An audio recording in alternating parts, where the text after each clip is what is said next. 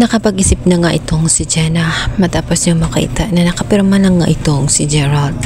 Dito naman siya tinutubuan ng konsensya.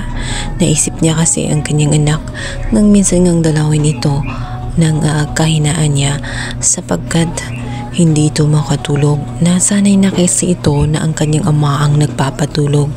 Kaya naisip niya na kailangan niya itong si Gerald. Kailangan niya alang-alang na rin para kay Mindy. Sa pagkakataong yun, hindi na muna niya iisipin ang para sa kanya lamang, kundi ang iisipin niya ay para sa kinabukasan nga nitong si Mindy. Sa madaling salita, ay nakapagdesisyon nga si Jenna na hindi na nga pipirmahan ang naturang diborsyo.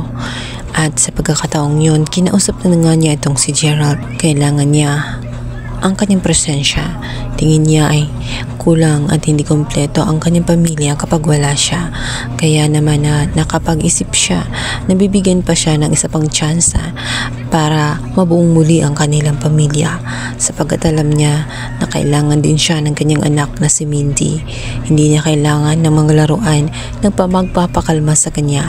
Ang kailangan niya ay ang presensya niya. Natauhan din kasi itong si Jenna matapos ngang ikwento nga nitong si Tita Connie niya na huwag niya nga antayin na magsisisi siya sapagkat napagdaanan din niya doon nang minsan nga na may mag-propose sa kanya at kahit ilang beses yung sinuyo ay hindi niya ito pinatawan.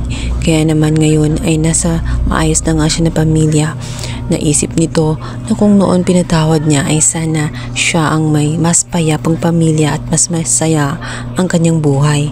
Kaya hindi na niya naisin na maging gano'n ang pangyayari nga pagdating kay Jenna sapagkat mahal na niya ito. Kung si Gerald ay naging successful ang kanyang panunuyo dito kay Jenna at ang kanyang pagsisikap na suyuin ng kanyang asawa ay nagbunga din ng lahat. Subalit si Betsy ay tela pinapahirapan, ngunit hindi mapagkakailan ni Robert na dinidinay lamang niya, ngunit unti-unti na ring lumalambot ang kanyang puso dahil na rin sa malaking na ang magiging koneksyon nila dahil nga meron ng baby na nakasalalay. Minsan na rin nag-imot itong si Betsy, subalit agad naman siyang niraltok nga nitong si Robert na kung ano man ang pinagdaanan niya ay kagustuhan niya yun dahil na rin hindi niya ito masisisi sapagkat malaki ang kanyang kasalanan.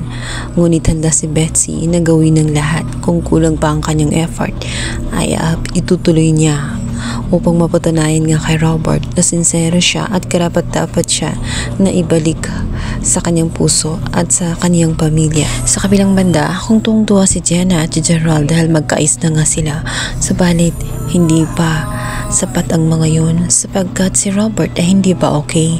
Kaya naman mahirapan pa rin sila.